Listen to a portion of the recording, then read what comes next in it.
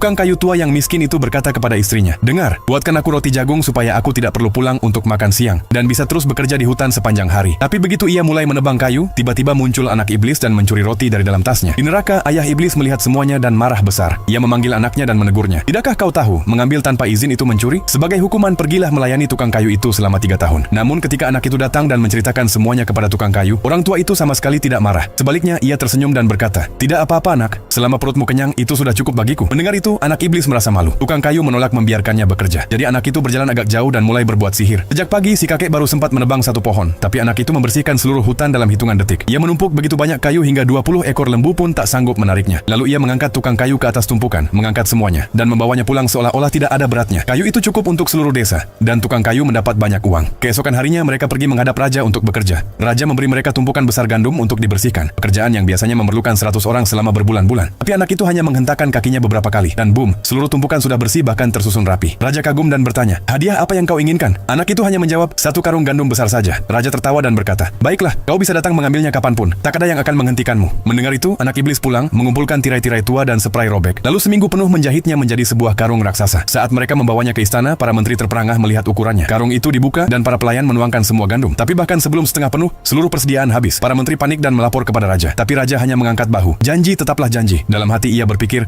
mana mungkin ada yang bisa mengangkat karung sebesar itu. Ia bahkan memerintahkan agar persediaan gandum lama juga dituangkan. Namun tetap saja karung itu tak penuh. Anak iblis hanya mengikatnya erat, mengangkat ke pundaknya, dan membawanya pergi seperti tidak ada bobotnya. Pada hari ketiga, mereka pergi membajak ladang besar milik seorang tuan tanah. Pekerjaan yang biasanya butuh setidaknya 100 pekerja. Anak itu membeli 2 anak sapi dari pasar, mengikatnya ke bajak, dan dengan sedikit sihir, kedua anak sapi itu membajak tanah lebih cepat daripada 12 lembu perkasa. Semua orang terkejut dan memohon agar tuan tanah membeli anak sapi itu. Anak iblis setuju, tapi hanya dengan imbalan 12 lembu dan sebuah keranjang penuh emas. Tuan tanah menerima, tapi ketika para